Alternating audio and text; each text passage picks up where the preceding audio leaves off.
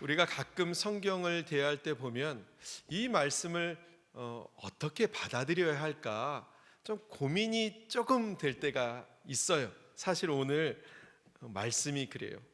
지난주일 사무엘하 9장 말씀 나눴죠. 지난주 9장에는 다윗이 요나단으로 말미암아 무비보셋에게 은총을 흘러냈습니다.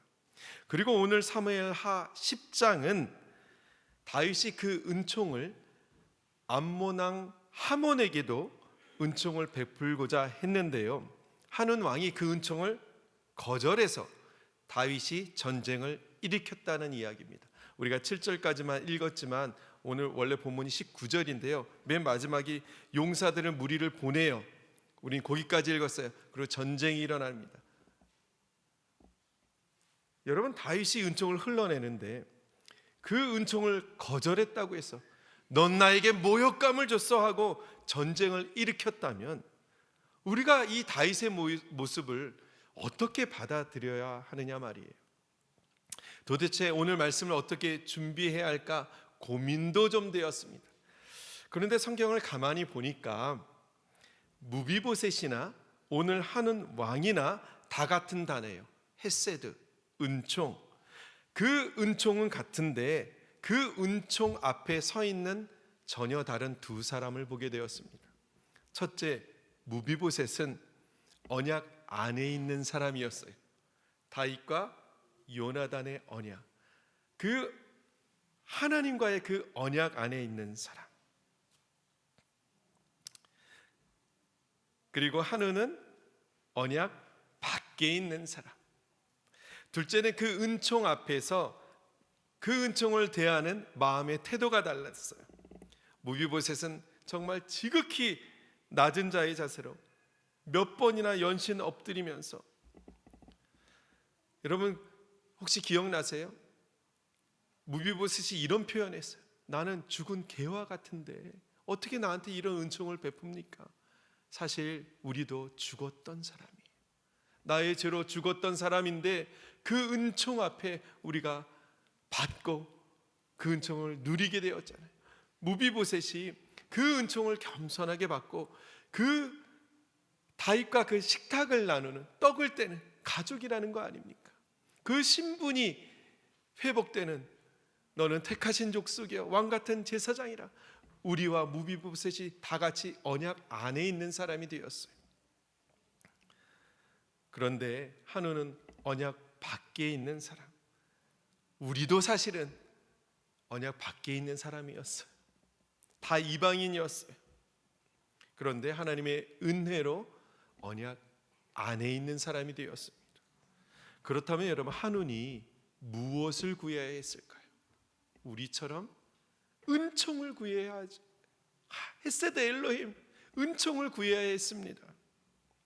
재미있는 것이요, 이 한운의 이 이름의 그 어원의 뜻이 은총을 받다, 은총을 베풀다, 구하다, 불쌍히 여기다, 자비를 베풀다, 불쌍히 여김 받다, 이런 뜻입니다. 정말 누구보다 주님, 나를 좀 불쌍히 여겨주세요.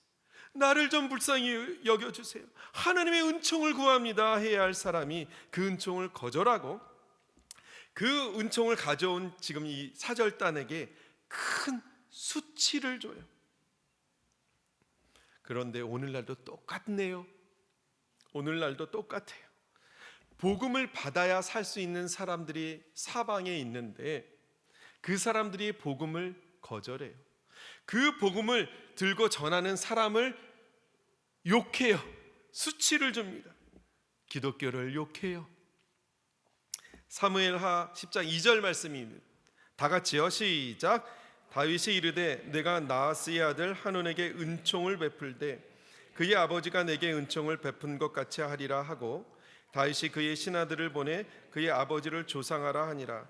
다윗의 신하들이 암몬 자손의 땅에 이르매 어느 날 다윗이 보니까 암몬 왕이 죽고 이 나하스가 죽고 그 아들 한온이 왕이 되었다라는 말을 듣게 됩니다. 그래서 이 조문단을 꾸려요. 나라의 사절단을 꾸려서 암몬의 땅으로 보냅니다. 왜? 은총을 베풀려고. 3절 말씀 시작. 암몬 자손의 관리들이 그들의 주 한운에게 말하되 왕은 다윗이 조객을 당신에게 보낸 것이 왕의 아버지를 공경함인 줄로 여기시나이까? 다윗이 그의 신하들을 당신에게 보내 이 성을 엿보고 탐지하여 함락시키고자 함이 아니니까 하니. 한운 왕이여, 속지 마소서, 속지 마세요. 다윗이 지금 동서남북으로 다 그 땅을 집어삼키고 있습니다. 다윗이 오늘 사절단을 보낸 것은 우리 땅을 탐지하려고 보낸 거예요. 왕의 아버지를 공경함이 아니라 공격하려는 것입니다. 문제는 지금 다윗의 마음은 은총인데 한운의 마음은 스파이로 보는 거예요. 부하들이 어리석으면 왕이라도 좀 이렇게 똑똑해야 되는데 이 왕이 앞뒤 분간하지 못하고 다윗의 사절단에게 상상을 초월하는 수치를 줍니다. 4절 말씀이에요. 시작. 이에 한운이 다윗의 신하들을 잡아 그들의 수험 절반을 깎고 그들의 의복의 중동볼기까지 자르고 돌려보내매. 먼저 수염을 깎았다고 했는데 여러분 저를 한번 봐주세요. 이렇게 옛날에 수염을 이렇게 길게 길렀잖아요. 긴 수염의 절반을 이렇게 깎았다는 게 아니라 이렇게 깎았다는 거예요. 진짜 어마어마한 수치를 보여주는 거죠. 여러분 우리도 옛날에 상투를 잘리느니 차라리 내 목을 쳐라 할 때가 있었습니다. 지금 바로 그 모습이 펼쳐지는 거예요. 그리고 하나를 더 했죠. 그 옷을 중동볼기까지 잘라냈어요. 여러분 당시 의복은 이 통짜 옷이었습니다. 예수님도 긴 통짜 옷 입었죠. 바지가 아니라 치마였다는 거예요. 그런데 그 옷의 중동볼기까지 잘랐다는 것은 이 엉덩이가 거의 다 드러나도록 그 옷을 엉덩이 볼이 한 데까지 잘라냈다는 거예요. 여기서 문제 하나 드려요. 당시에 속옷을 입었을까요? 안 입었을까요? 팬티가 없었네요. 없었어요. 상상해 보세요. 어마어마한 수치와 모멸감을 주는 거예요. 물론 당시에도 수염을 깎을 때가 있었죠. 정말 사랑하는 사람이 죽었을 때 그 죽음을 애통하거나 극한 수치를 당했을 때 수염을 깎고, 그렇다고 이렇게 깎지는 않죠. 수염을 깎고 그 옷을 찢을 때가 있어요. 옷을 찢어도 이렇게 찢지는 않죠. 그런데 여러분, 나라를 대표하는 사절단이에요. 그런데 다른 나라의 왕이 죽어서 그 나라의 왕이 죽음을 조문하러 사절단을 보낸 거예요. 그런데 그 사절단에게 이런 큰 수치와 모멸감을 주었다는 것은 그 사절단을 보낸 다윗 왕에게 한 것이고 다윗이 왕으로 있는 이스라엘 나라에게 한 것이 맞나요? 네, 그렇죠. 이건 그냥 전쟁을 선포한 거예요. 그래서 결국 전쟁을 진짜 불러왔습니다. 그리고 그때 만약에요, 이 사절단에게 선택권이 있었다면, 사절단에게 너 여기서 죽을래? 수염 이렇게 깎이고 이렇게 수치당하고 옷 잘리고 그 모습으로 돌아갈래? 했다면 아마 다 죽음을 택했을 거예요. 이 한운 왕이 이 국제적으로 엄청난 결례를 범하고 만 것입니다. 그리고 이 소식이 다윗의 귀에 전해집니다. 여기서 또 문제. 그렇다면 여러분이 다윗이라면 가장 먼저 무엇을 했을까요? 제가 만약 다윗이라면 더 글로리 시즌 2를 생각했을 것 같아요. 어떻게 하면 나에게 이 모욕감을 준 저 한운 왕과 그것만 가지고는 안 돼. 암몬 족속을 다 쓸어버려야 돼. 그런데 다윗이요, 이 사절단이 큰 수치를 당했다는 소식을 듣고 가장 먼저 한 것은 그 사절단의 수치를 덮어준 것입니다. 5절 말씀 시작. 사람들이 이 일을 다윗에게 알리니라. 그 사람들이 크게 부끄러워하므로 왕이 그들을 맞으러 보내 이르기를 너희는 수염이 자라기까지 여리고에서 머물다가 돌아오라 하니라. 여러분 만약에 다윗이 그 사절단의 그 모습이 여러분 상상할 수 있잖아요. 그 모습 그대로 예루살렘 성으로 오게 해서 그 수치받은 그 모습 그대로를 이스라엘 백성들에게 보여주었다면요, 내가 사절단을 보냈는데 하는 왕이 이런 만행을 저질렀다. 온 이스라엘 나라가 극노했을 거예요. 분노했을 거예요. 그리고 자연스럽게 하는 왕과 암몬 족속을 싹 다 쓸어버릴 명분이 생겨나는 거죠. 하지만 다윗이 너희는 수염이 자라기까지 여리고에 머물다가 그 다음에 돌아오라. 무슨 말인가? 다윗이 이 사절단의 수치를 전쟁의 수단으로 삼지 않았다는 거예요. 오히려 그 수치를 덮어줍니다. 다윗은 그 성품이 좀 배려할 줄 아는 왕이었던 것 같아요. 사절단이 수염 이 절반이 깎이고 하체가 다 드러나는 모습으로 만약에 왔다면 그 아내가 보게 되고 그 자녀가 보게 되고 같은 교회 성도들이 보게 되고 포도원 식구들이 막 보고 온 백성들이 봐요. 그러면 진짜 이 사절단은 그 암몬 왕의 수치를 당했을 때 한 번 죽고 지금 와서 한 번 더 죽는 거예요. 다윗이 지금 돌아오지 말고 수염이 자라기까지 그 수치가 다 덮어지고 너희 마음이 다 회복된 후에 그 다음에 돌아오라. 우리는 예수 믿는다고 하면, 지금 오늘날 세대가요, 예수 믿는다고 하면 욕을 먹어도 많이 먹는 세대를 살고 있는 것 같습니다. 그 이유를 들어보니까 화면 보여주세요. 내가 기독교를 싫어하는 이유, 이게 전부 다는 아닐 거예요. 첫째, 교회가, 대형 교회들이 아니면 예수 믿는 사람들이 돈을 너무 많이 밝힌대요. 너무 돈 밝힌다. 둘째, 척한다. 착한 척하고 지들만 거룩한 척하고 죄 안 짓는 척하고 잘 사는 척하고 너무 위선적이라는 거예요. 셋째, 융통성이 너무 없대요. 사실 복음에 대해서는 융통성이 없어야 돼요. 오직 그리스도만이 복음이 있으니까, 구원이 있으니까. 그런데 다른 데서들도 융통성이 없다는 거죠. 넷째는 덮어놓고 그냥 덮어놓고 싫어 그냥. 이것 굉장히 많을 거예요. 한마디로 예수 믿는 사람들이 이기적이라는 것입니다. 예수 믿는 사람이면 그래도 좀 달라야 하지 않느냐는 거예요. 더 배려하고 선을 베풀고 섬겨주고. 그런데 예수 믿는 사람들이 더해.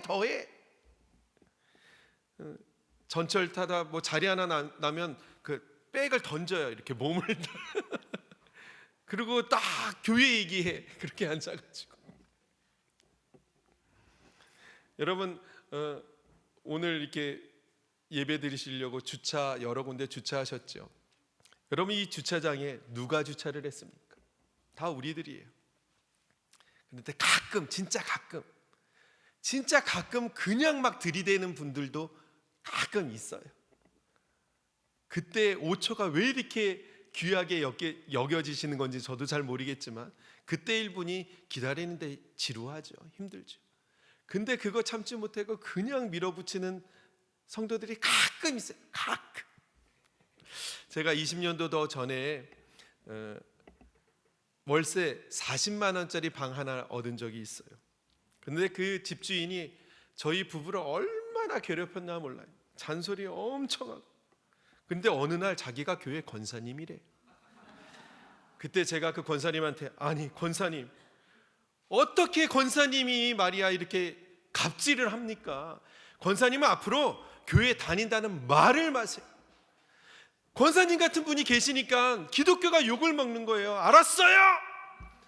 속으로 그랬어요. 여러분, 우리 때문에 왜 기독교가 욕을 먹습니까? 우리 때문에 왜 예수님이 욕을 먹습니까? 왜 나 때문에 예수님이 욕을 먹습니까? 배려하지 않으니까, 대접 받기를 원하니까, 섬김 받기를 원하니까, 사랑 받기를 원하니까 하여간 받아야 돼. 나는 그냥 하여간 받아야 돼. 사랑도 받고 축복도 받고 용서도 받고 은혜도 받고, 내가 하나님의 은총을 받은 사람인데 정작 그 은총을 흘러내는 데에는 관심이 없어요. 이런 글을 봤습니다. 화면 보여주세요. 고민이 있습니다. 친구들은 대부분 무교이고 아니면 기독교였다가 교회와 사람에게 상처를 받아서 무교가 된 친구들도 있습니다. 그래서인지 기독교를 안 좋게 보고 싫어하는 친구가 많습니다. 친구들이 이해되지만 한편으로는 기독교를 너무 안 좋게만 보지 않았으면 하는 마음도 있습니다. 제가 어떻게 하는 게 좋을까요? 또 어떻게 하면 친구들에게 기독교를 제대로 설명할 수 있을까요? 여러분, 어떻게 하면 좋을까요? 어떻게 하면 좋을까요? 여러 조언의 글이 막 올라왔는데요, 제가 딱 한 가지만 소개할게요. 보여주세요. 당신의 삶을 보여주세요. 삶으로 보여주는 수밖에 없습니다. 친구들에게 보여주세요. 참 기독교인의 삶을. 이렇게 적었다가 제가 그런 말을 할 자격이 없는 것 같아 냉큼 지워버렸습니다. 제가 그대로 옮긴 거예요. 저희는 저 밑에 있는 게 우리 모습 아닙니까? 여러분, 사랑은 허다한 허물을 덮어주는 게 사랑이에요. 하여간요, 한운이 사절단에게 큰 수치를 주었잖아요. 그래서 그것이 전쟁을 불러온 꼴이 되고 말았습니다. 자기가 의도를 했건 의도하지 않았건 간에. 그런데 가만히 보니까 자기가 다윗을 상대하기엔 좀 부족하다고 느낀 것 같아요. 그래서 용병을 고용합니다. 10장 6절 말씀 시작. 암몬 자손들이 자기들이 다윗에게 미움이 된 줄 알고 암몬 자손들이 사람을 보내 벳르홉 아람 사람과 소바 아람 사람의 보병 2만 명과 마아가 왕과 그의 사람 1000명과 돕 사람 12,000명을 고용한지라. 한운이 아람 사람 총 33,000명을 용병으로 고용하는데 이 사건이 역대기에 그대로 나와요. 그때 뭐라고 나와 있냐면 은 1,000달란트를 주고 고용했다. 은 1,000달란트면 무게로 환산하면요, 은 34,000kg가 1,000달란트래요. 34,000kg를 여기다 쌓아 놓으면 저 얼마나 될는지 잘 모르겠는데, 한운이 진짜 영끌을 한 거죠. 영끌을 해가지고 용봉을 고용했는데, 여러분 영끌이 뭔지 아시죠? 영혼까지 끌어서 집 사는 거. 그거. 얘는 영끌 해가지고 용병을 고용했어요. 결과는 돈도 잃고 군대는 다 도망가고. 차라리 처음에 그냥 다윗이 은총을 베풀고자 했을 때 그 은총을 받아들였으면 어떠했을까. 그리고 그 자기가 저질러친 후에라도, 그렇게 돌려보낸 후에라도 제가 잘못했습니다, 우리가 잘못했습니다 했더라면 또 어땠을까. 그때 만약 잘못했습니다 했더라면 조공을 그냥 바치면 됐을 거예요. 우리가 잘못했습니다 하고 조공을 바쳐도 은 1,000달란트보다는 더 적었을 것 같아요. 어찌됐든 문제를 돈으로 해결하려고 하다가 망한 사람이 되고 말았습니다. 우리도 그래요. 우리도 하나님 의지하지 않고 돈 의지하면, 돈으로 문제를 해결하려고 하면, 예수 믿는 사람이 돈으로 문제를 해결하려고 하면 망하는 거예요. 제가 이 말을 하니까 한 집사님이 저에게 자기는 그런 의지할 만한 돈이라도 좀 있었으면 좋겠대. 그러면서 목사님, 제가요, 돈이 조금만 더 많았더라면 예수님 믿지 않았을 거예요. 돈도 없고 백도 없고 건강도 그저 그렇고, 자기가 내가 뭐가 있나 아무리 찾아봐도 가진 게 없더래. 내가 뭐 의지할 사람이 누가 있나, 의지할 것이 뭐 있나, 아무리 찾아봐도 의지할 구석이 없더래요. 하도 없어서 눈을 들어서 주님을 바라봤대. 주님 바라보니까 그렇게 눈물이 나더래. 주님 앞에 처음에 처량해서 그렇게 울었대. 내가 너무 처량해서 그렇게 우는데, 한참을 우는데 어느 순간에 자기가 찬송을 부르고 있더래요. 정신 차리고 보니까 찬송을 부르고 있더래요. 그러면서 하는 말이, 주님이 나의 처량한 눈물은 거두어 가시고 감사의 눈물로 바꾸어 주셨다고. 그럼 그 집사님 지금 잘 살게 되었을까? 이게 궁금한 거 아닙니까? 아니요. 세상의 눈으로 보면 그래요. 예나 지금이나 그 삶의 윤택함은 그저 그래요.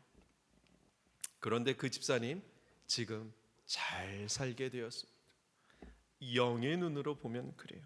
먼저 그 집사님 하는 말이 달라졌어요. 그전에는 죽겠다를 달고 사는 집사님이었어요. 근데 지금은 기도해요. 찬송해요. 그 기도가, 찬양이 입술에서 끊이지를 않아. 하나님의 은총이 끊이지를 않는데, 그 집사님 말이에요. 그 집사님이 자기가 은총 받는 사람이라고 자기가 입술로 얘기하는데 우리가 그걸 부인할 이유가 없는 것이죠.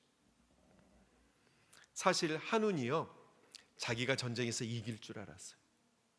왜? 용병까지 영끌했잖아요. 처음에는 자기가 이끄는 이 암몬 군대, 그리고 영끌에서 산 그 아람 군대, 이 큰 두 무리로 이스라엘 군대를 이렇게 에워쌌습니다. 이스라엘 군대가 엄청 위급했어요. 그때 다윗의 군대 총사령관이 요압이었는데, 요압이 아주 비장한 각오의 말을 합니다. 12절 말씀, 너희는 담대하라. 우리가 우리 백성과 우리 하나님의 성읍들을 위하여 담대히 하자. 여호와께서 선히 여기시는 대로 행하시기를 원하노라. 여러분, 사실 요압이요, 정말 용맹한 장군이 맞아요. 그리고 계략도 좋은 사람이에요. 그리고 오늘 각오도 대단해요. 그런데 사실 신앙이 그리 좋은 사람이 아닙니다. 그런데 이번만큼은 정말 하나님을 의지했던 것 같아요. 하나님이 요압의 믿음을 보시고 이 전쟁을 승리로 이끌어 주십니다. 아람 군대와 암몬 군대가 막 도망가기 시작하는 거예요. 서로 막 도망가요. 하나님이 다윗에게 은총을 베푸신 것이죠. 한편 용병들도 다 도망가고 자신의 군대들도 막 도망가니까 이 한운이 자존심이 완전히 구겨졌어요. 하지만 그럼에도 거기서 멈춰야 했습니다. 그런데 참지를 못해요. 이 한운 왕이 더 큰 군대를 일으켜서 다윗을 대적합니다. 그 결과는 어땠을까? 오늘 마지막 18절 19절 말씀이에요. 우리 다 같이 읽을게요. 시작. 다윗이 아람 병거 700대와 마병 4만 명을 죽이고 또 그 군사령관 소박을 치매 거기서 죽으니라. 하닷 에셀에게 속한 왕들이 자기가 이스라엘 앞에서 패함을 보고 이스라엘과 화친하고 섬기니 그러므로 아람 사람들이 두려워하여 다시는 암몬 자손을 돕지 아니하니라. 하몬은 암몬 자손이죠. 암몬 자손이 아람 사람들을 용병으로 샀어요. 근데 이렇게 패망하고 보니까 자기들이 봐도 이스라엘은 뭔가 다른 거예요. 그래서 이 용병들, 아람 사람들이 두려워하여 다시는 암몬 자손을 돕지 않았다, 이 말입니다. 여러분, 우리가 오늘 도전받고 싶은 것은 이것입니다. 첫째, 오늘 말씀의 제목이 은총 앞에서인데, 나는 하나님의 은총 앞에서 어떤 사람인가? 무비보셋인가? 하는 왕인가? 제가 이 왕을 좀 강조했어요. 나는 왕인가? 은총 앞에서 무비보셋은 가장 낮은 자의 심정으로 그 은총을 받아들였고 그 은총을 누리는 사람 되었습니다. 하지만 한우는 그 은총을 거절했고 그 거절의 결과는 참담했습니다. 여러분, 하나님의 은총을 거절하는 사람, 복음을 거절하는 사람은 하나님의 언약 밖에 있는 사람, 하나님의 언약 밖에 있는 사람의 말로는 처참합니다. 그래서 우리는 나의 무비보셋을 오늘도 찾으셔야 돼요. 아직도 하나님의 언약 밖에 있는 사람, 하나님 알지 못하는 사람, 하나님의 은총 아래에 있지 못하는 사람 찾아서 여러분이 받은 은총을 흘러내야 돼요. 여러분이 받은 그리스도의 사랑과 용서를 흘러내야 돼요. 배려 흘러내고 복음을 흘러내고. 둘째, 나는 다른 사람의 허물을 덮어주는가? 내가 예수 믿는 사람이면 좀 달라야 하잖아요.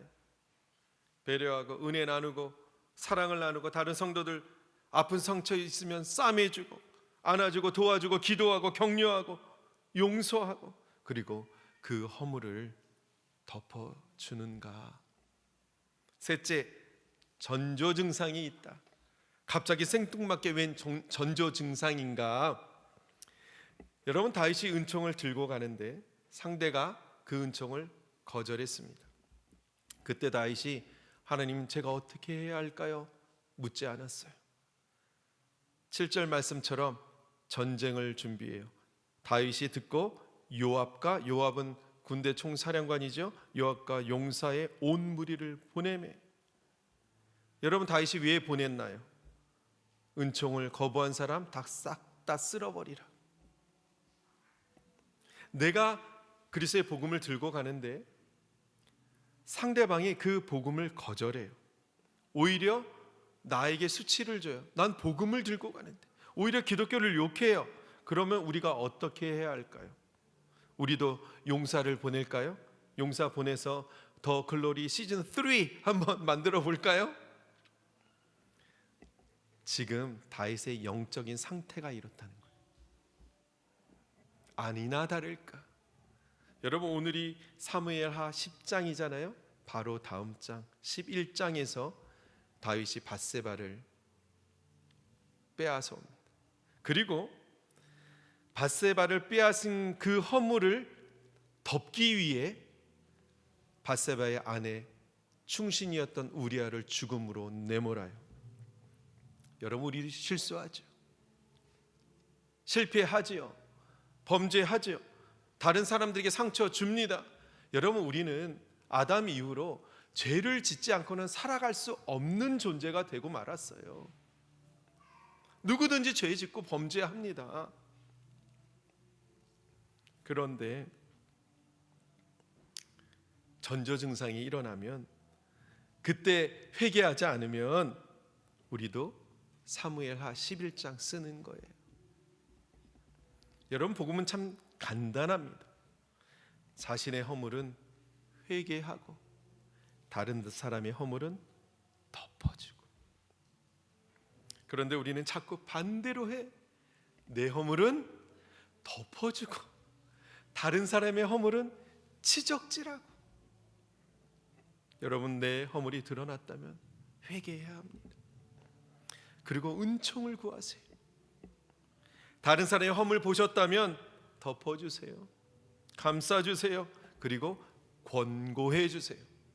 그 사람도 회개에 이를 수 있도록, 하나님의 은총을 받을 수 있도록. 넷째, 그럼에도 불구하고 하나님은 당신의 언약을 오늘도 이루어 가십니다. 하나님은 허물 많은 다윗을 내치지 않으셨어요. 실패한 다윗을 통해서 어떻게 하나님의 언약을 이루어 가시는지 계속되는 다윗의 이야기를 통해 우리에게 보여주세요. 그러니 여러분, 너무 실망하지 마세요. 하나님은 허물 많은 다윗을 쓰셨고 허물 많은 여러분을 쓰십니다. 허물 많은 저를 쓰세요. 여러분, 다윗이 사실 오늘도 엄청난 자기의 은총을 거절당했다고 모멸감 느꼈다고 4만 명 죽이고 700병거 죽이고 사실 그래서 다윗이 성전을 짓지 못한 거예요. 다윗의 소원이 뭐였나요? 하나님의 성전을 짓는 거. 근데 하나님 뭐라고 하셨나요? 내 손에 피가 너무 많아. 그 피 묻은 손으로 내 성전을 지을 수는 없어. 그렇게 피를 많이 흘린 다윗의 허물을 주님 덮어주셨고, 다윗을 일으켜 세워서 당신의 메시아를, 다윗의 후손을 통해 메시아를 보내주시잖아요. 하나님의 당신의 언약을 이루어 가시는 거예요. 여러분이 죄짓고 제가 죄짓고 넘어지고 쓰러져도, 너나 버려도 나는 너 버리지 않는다. 너는 때로 실패하고 내 손을 놓아도 나는 내 손, 내가 잡은 손 놓지 않는다. 그게 하나님의 언약이에요. 하나님은 당신의 언약을 오늘도 이루어 가십니다. 그런데 걱정이 있네요. 내가 그리스도의 복음 전할 때, 그리스도의 은총 흘러낼 때 상대방이 거절하면 어떡하지? 여러분, 오늘 한운이 그 은총을 거절해서 망한 사람이 되었습니다. 그렇지만 그게 다윗의 탓은 아니었어요. 그런데 여러분이 그 복음을 흘러냈을 때, 은총을 흘러냈을 때, 그 사람이 낮은 자세로 그 은총을 받아들이면, 복음 받아들이면 그 사람도 우리와 같이 하나님의 언약 안에 있는 사람 되는 거예요. 우리가 복음을 흘러냈는데 그 사람이 이 복음을 받지 않아. 그러면 그 사람은 언약 밖에 있는 사람. 그러니 우리는 다만 은총을 흘러내고, 아멘, 복음을 흘러내고, 그리스도의 사랑을 흘러내고, 배려하고, 다른 사람의 허물은 덮어주고, 응원해주고. 여러분, 그래서 공동체가 필요한 거예요. 같이 손잡고 가는 거예요. 얼마나 아프냐고, 얼마나 힘드냐고 끌어안아주는 거예요. 이렇게 힘든데 교회에 오셨냐고. 여러분, 제가 여러분들 얼굴이 이렇게 전문 용어로 이렇게 스캔했거든요. 한 분 한 분이 얼마나 제 가슴에 소중한지 몰라요. 너무너무 귀하고. 주님은 어떠실까요? 주님은 여러분 한 분을 위해서 죽으셨어요. 왜? 여러분의 죄를 용서하시려. 십자가가 용서잖아요.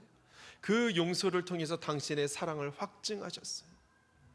피를 흘리심으로 복음을 흘리신 거예요. 용서를 흘리신 거예요. 그러니 우리도 나의 십자가를 지고 주님 가신 그 길 따라가는 거예요. 그 길의 실제적인 모습이 뭐냐?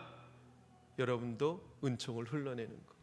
다른 사람 허물 진짜로 덮어주고, 진짜 찾아가서 위로해주고 격려해주고 손잡아주는 거.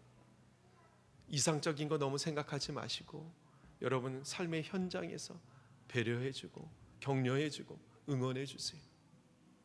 받은 은총을 커피 한 잔이라도 나눠주세요. 그러면 그리스도의 은총이 여러분을 통하여서 흘러나는 것입니다. 여러분, 우리 함께 찬양합시다. 주 은혜임을 나는 믿네.